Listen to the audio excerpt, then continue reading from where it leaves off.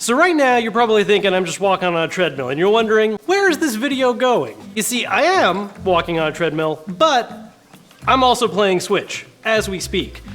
And in fact, I'm starting to die in Smash Brothers because I looked away from the screen. This is a terrible idea.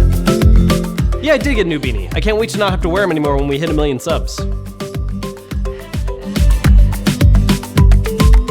For number one, I want to start off with a classic, which is the old rubber band trick. This is one of the oldest tricks that people have always kind of done in gaming, where you make use of a rubber band on a traditional controller. Sometimes it involves using something else like a coin, but the main purpose is to make sure that you're either permanently holding a certain button down or keeping a stick pointed in a specific direction. Now, the reason why people came up with this trick is because something that happened in a lot of classic games, and you get in a lot of games still today, is if there's a really repetitive task that you don't really find all that interesting to do yourself and play through, well, you can use this as a way to simulate just permanently either holding a button down or moving the stick in a direction that you need it to go. A perfect example for the Switch specifically is in Pokemon Sword and Shield. If you want to hatch eggs, where that just requires you to walk around a lot, you just find a nice safe spot to run around where you just set the stick up permanently to have you going in circles over and over again, and you can just walk away and let it happen and watch those eggs hatch instead of just sitting there losing your mind. Like I said earlier, this is a classic trick, and there are a ton of different versions of this. I actually threw up on Twitter just asking what people's favorite life hacks and games were, and the majority of the responses were some variant of this same idea. Whether it's shoving a coin into the slide pad on a 3DS to do the same thing we were just talking about just for older Pokemon games, or relying on putting a weight on the enter key of your keyboard, holding down a mouse button, all kinds of just popular ways of kind of just letting repetitive parts of a game play for you. All right, number two, if you've ever done any kind of cheap and easy home decorating, you're probably familiar with command hooks. And ones like these, the jumbo shapes, are actually perfect for slotting a Switch into. A really cool idea for this is if you want a place to charge your Switch and have it on display, you don't necessarily want to rely on the regular dock or you just want it at another place, well, you can set this up on your wall, pair of them, so you can actually put your Switch on it, and it leaves the charge port open so you can hook it up and charge right there. This is especially nice if you don't have any kind of counter space or anything anywhere, so if you want to plug it in to charge in a particular room and you don't want it just sitting on the floor so someone could kick it or step on it, this is giving you a way to actually just have it in a nice safe spot against the wall and makes it a little bit of a display too. If you've never bought these before, they are super cheap. This particular one is on the relatively more expensive side, and when I say that, I mean it's $3. So getting a pair of these costs you $6 for $10 to get a cool, just little dock setup for your Switch. Okay, third one. You were probably wondering what was actually going on with the slime for the thumbnail of this video. This actually has a purpose, I promise. This is a specific kind of slime that's designed actually for cleaning, dusting specifically. It's marketed mostly for cars, but you actually can use it for electronics as well, and the main purpose is that because it's so moldable, but also has just a little bit of kind of connectedness to it, you can shove it into hard to reach spots and it's gonna pick up a bunch of dust. Now, this does not work with every single kind of slime out there. Don't buy some random slime and try using it. You wanna make sure you buy the specific kind because not all these have the same consistency. They don't necessarily all hold together the same way. If you use some random one, you're probably gonna end up getting weird gunk just shoved into parts of your controllers and Switch, and just don't do that. Buy this kind because it actually holds together and you can safely just pop it in different parts and make sure that nothing's breaking off. Seriously though, just to emphasize the importance of using the right thing, this is the slime that we're using in this video, which again is actually marketed as a dust cleaning gel. When we were shooting the thumbnail for this video, we bought a couple other slimes just to kind of, you know, make it something a little wild looking.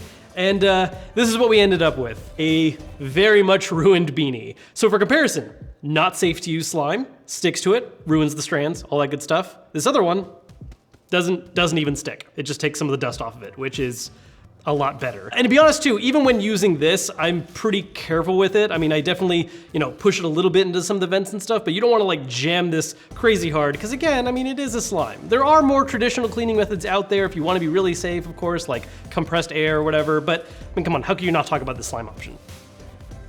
For number four, we're kind of changing our definition of life hack a little bit. So far, we've been talking about weird things you can repurpose to use with your Switch. In this case, this has more to actually do with, well, hacking your life. We actually saw this idea on Reddit where it's combining your Switch with a treadmill. The idea is that if you've ever used a treadmill, you know that it is a grueling long-term task. Even with music, if you're going for a particularly long run, it's just going to be soul-crushing eventually. So, something that allows you to kind of multitask really interestingly is the Switch. Because of its kind of modular design where the Joy-Cons come apart from the screen, you can actually make a really easy setup where you can prop up the Switch on the treadmill itself, holding the Joy-Cons in your hands, and comfortably play a game while going for a pretty steady run. Now, I realize you don't want to necessarily do something like a full breakout run and try to play games at the same time. That's probably a little too crazy of multitasking, but even if you're just going for a walk or a light jog, this is a really cool way of being able to distract yourself and make some progress in your favorite games, stuff you're going to play anyways, but at the same time, work in a little extra exercise. Now, we have been thinking of ways that we could maybe push this to the next level and make it a little crazier, maybe involving attaching a TV to the treadmill, making a full dock setup instead of just the regular handheld. If that's something you guys are interested in seeing, let us know in the comments and by hitting that like button. For number 5, I want to do a bit of a callback to my Joy-Con drift video because there was one specific fix we talked about that is just still so hilarious to me and an ingenious way of making use of things the system is already capable of. One of the things that can cause Joy-Con drift is just dirt buildup inside of the stick itself. And one way that you can literally shake some of that dust free is by going to the settings menu of your Switch and going to find controllers. And when you do that, the way it normally works is that you hit a little symbol for the missing controller and it'll vibrate.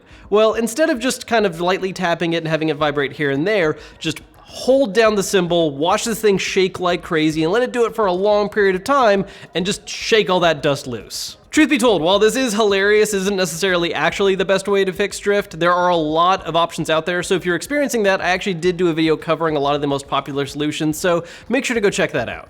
And of course, I can't talk about weird fixes to your Nintendo Switch without going into one of the most annoying things about the system to me of all time, and that's the kickstand. I have never made it a secret how much I hate the kickstand that comes on the regular Switch. It's really annoying, it always falls off, it breaks, it's just a problem.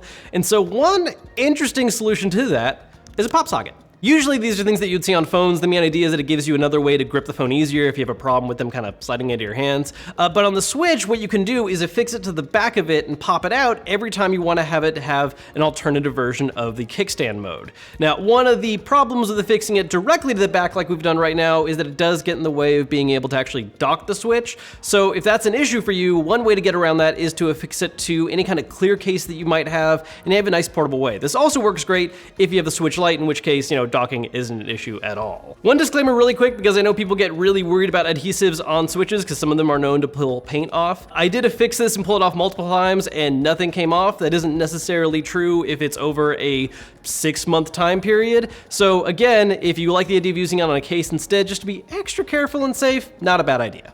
So those are all the life hacks we have for today. If you guys have any that you love to use for your Switch or any system out there for that matter, let us know down below in the comments. If you are more of a fan of traditional, normal ways of adding features to your Switch, I did also just do a new accessories video just last week with a lot of great new accessories that have recently come out. Make sure to check it out.